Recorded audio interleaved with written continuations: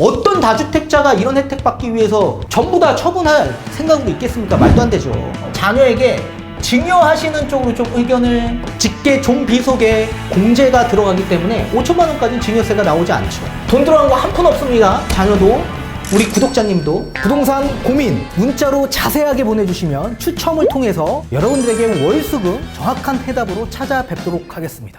뒷번호 2811님께서 보내주신 부동산 고민입니다. 대표님 안녕하세요. 저희 가족은 대표님의 열렬한 팬입니다. 20대 자녀들과 저희 부부 이렇게 4식구고 미사에 5년째 살고 있습니다. 19년 7월 레미안 팰리스 36평 전세 끼고 계약했고 세입자가 분양받아 새로운 세입자를 20년 9월에 9억 5천만 원에 새로 맞췄습니다. 상생 임대인 혜택 조건에 부합되는지 그리고 저희 가정은 앞으로 어떤 전략을 가져야 할지 궁금합니다. 한번 찾아뵙겠습니다. 영광입니다. 라고 남겨주셨네요. 전문가님 답변 부탁드리겠습니다.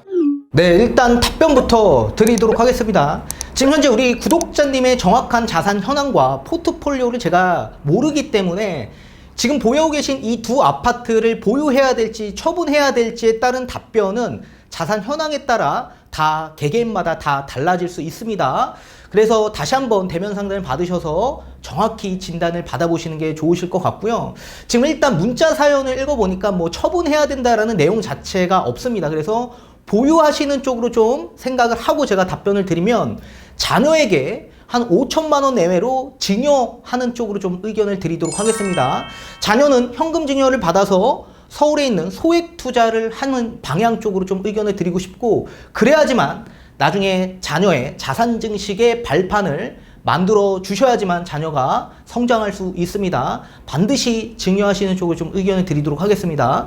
그리고 나중에 다시 한번 상담을 받으실 때 이런 소액 투자처와 뭐 이런 지역들 다시 한번 같이 추천을 드릴 테니까 상담 다시 한번 받아보십시오. 자, 그 이유를 뒤에 가서 판서를 통해 다시 한번 자세히 알려드리도록 하겠습니다.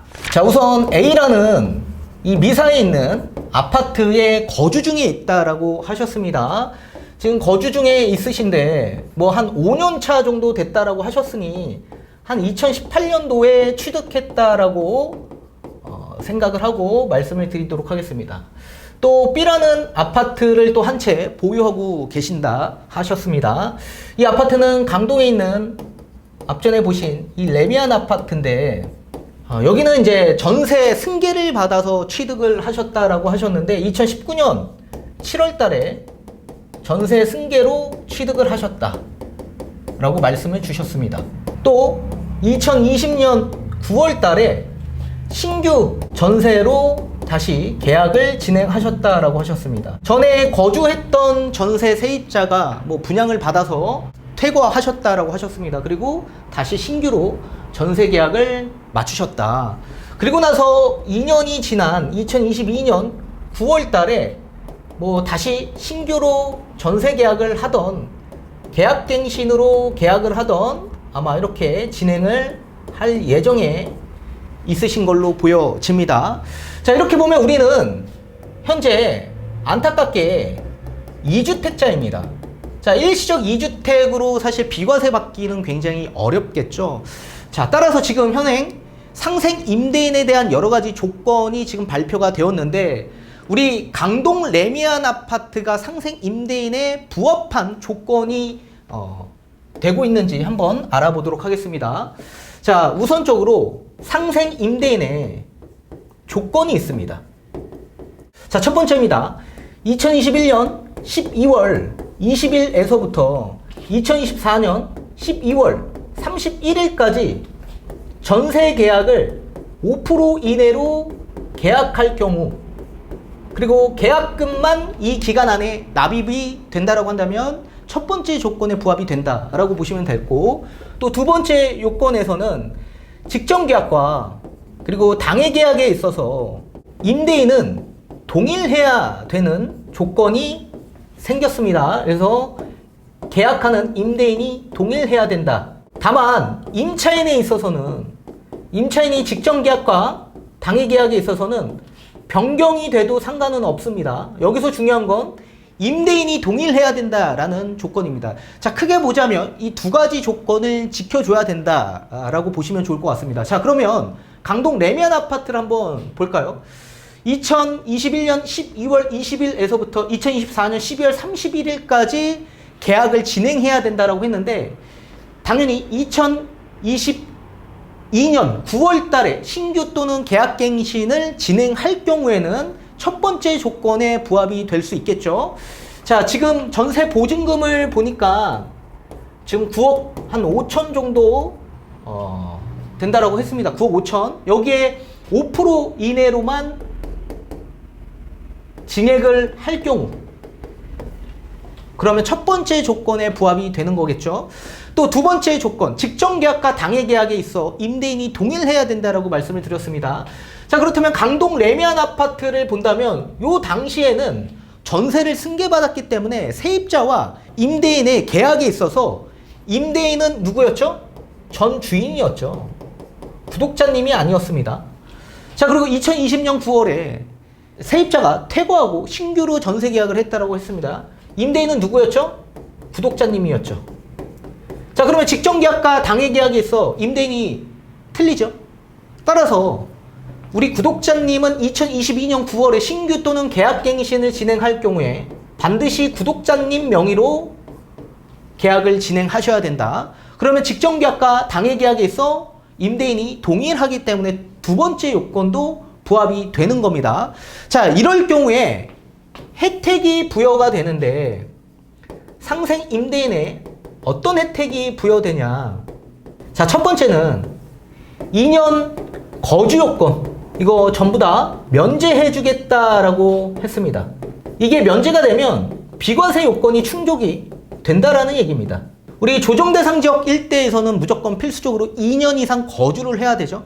근데 거주를 하지 않더라도 요 앞전에 있는 조건만 지켜준다라고 한다면 거주 요건이 면제돼서 보유만 해도 비과세 요건이 충족이 된다라는 얘기입니다.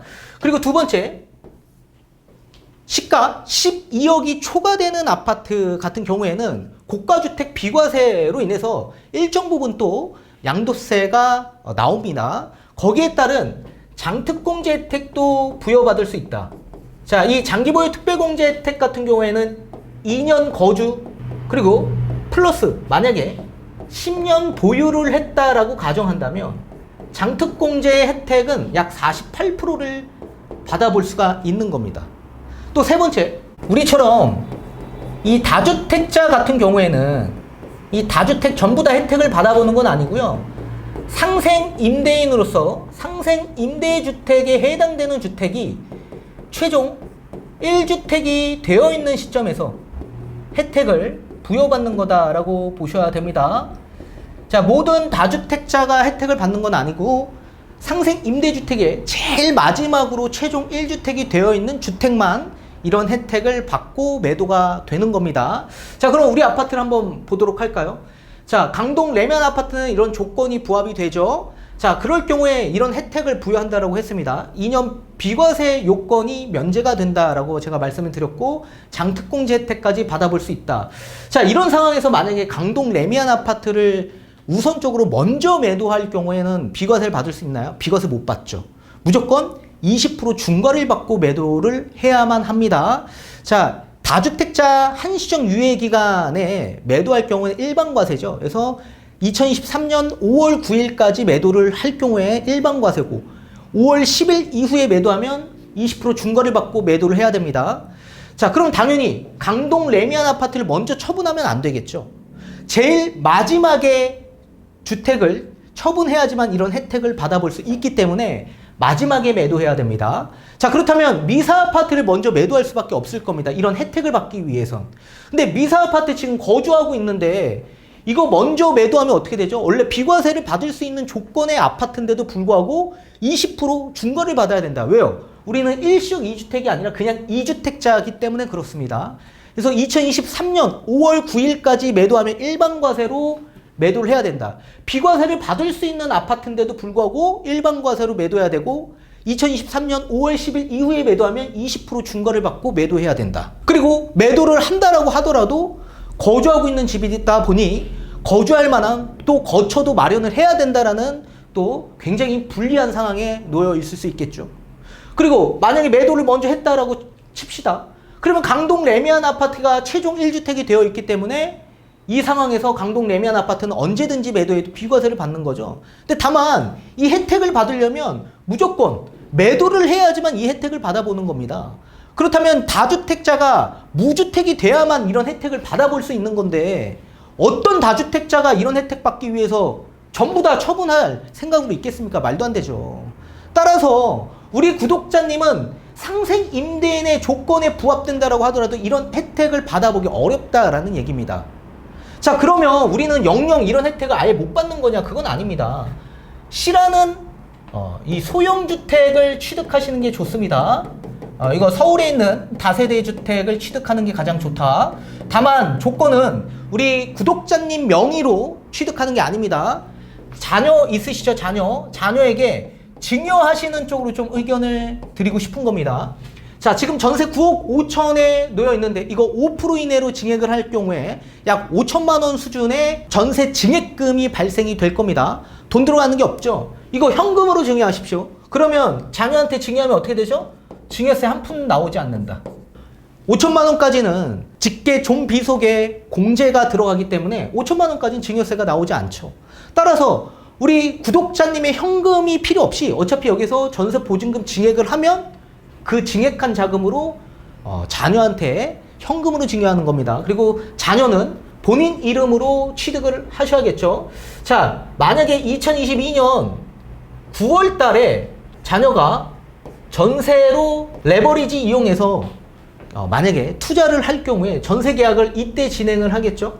그리고 나서 2024년 9월이 돼서 다시 신규로 계약을 하던 갱신으로 계약을 하던 두 번째 계약을 할 겁니다.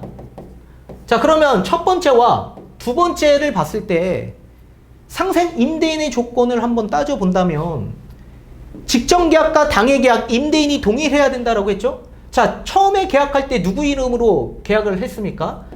자녀 명의로 계약하지 않았습니까? 그리고 두 번째도 자녀 명의로 계약을 한 겁니다. 그러면 두 번째 직전계약, 당해계약 임대인이 동일하죠.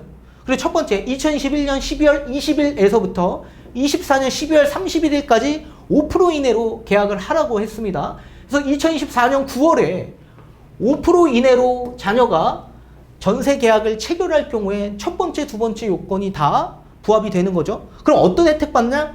이런 상생 임대인의 혜택을 다 받아볼 수 있는 거다. 따라서 지금 자녀가 20대이기 때문에 만약에 이거 뭐 10년 이후라고 한다면 부동산은 우상향하기 때문에 당연히 집값이 올라가겠죠. 그럼 자녀 입장에서는 미래에 이 자산 증식할 수 있는 발판을 우리 구독자님이 마련을 해주는 입장이기 때문에 훨씬 더 우리 자녀 입장에선 성장하는 데 있어 많은 큰 도움들이 있을 걸로 보여집니다.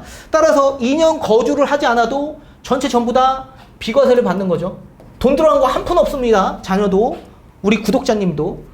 따라서 비과세 받는 발판으로 우리 구독자님 만들어 주셔야 되는데 지금 정확하게 자녀가 20대라고 하셨는데 지금 뭐 거주를 같이 하고 있는지 독립하고 있는지는 몰라요. 근데 만약에 자녀가 20대인데 중위소득의 40%의 소득이 발생이 되고 한 월에 한 75만 원 이상 발생이 되고 그리고 독립이 되어 있다. 세대 분리가 되어 있다. 그러면 당연히 자녀 이름으로 자녀가 그냥 소형주택 한 채 매수하시면 되는 거고. 근데 만약에 같이 거주하는 세대원이다. 소득도 없다. 그럼 어떻게 해야 돼요? 무조건 주택임대사업자 등록을 하셔야 된다. 자, 주택임대사업자를 등록할 경우에 어떻게 되죠? 상생 임대인의 혜택을 받아볼 수 있나요? 무조건 같이 받아볼 수 있는 겁니다. 자, 5% 이내로 무조건 주택임대사업자분들은 지켜야 되겠지만 전세 증액을 지킨다라고 하더라도 똑같이 상생 임대인에 대한 혜택을 부여받기 때문에 주택임대사업자 등록하면 훨씬 더 좋은 방안이 될 수 있겠죠. 또 신축으로 취득할 경우에 취득세도 감면될 수 있는 부분도 있고 또 주택임대사업자 향후에 또 여러 가지 세제 혜택도 다시 부활할 가능성도 있기 때문에 만약에 부활한다면 뭐 종부세와 양도세 뭐 여러 가지 세제 혜택도 다 받아볼 수 있고 그냥 비과세 요건도 다 전부 다 받아볼 수 있는 거다. 따라서 우리 구독자님한테는 지금 이런 조건이 지켜진다라고 하더라도 혜택이 없다. 다만 영영 없는 건 아니고 이 강동 레미안에 전세 증액된 자금으로 우리 자녀한테 증여를 해서 자녀의 성장에 밑거름이 될 수 있도록 도와주셔야 됩니다. 반드시 다시 한번 대면 상담 받으셔서 정확한 전략과 계획 세우셨으면 좋겠습니다.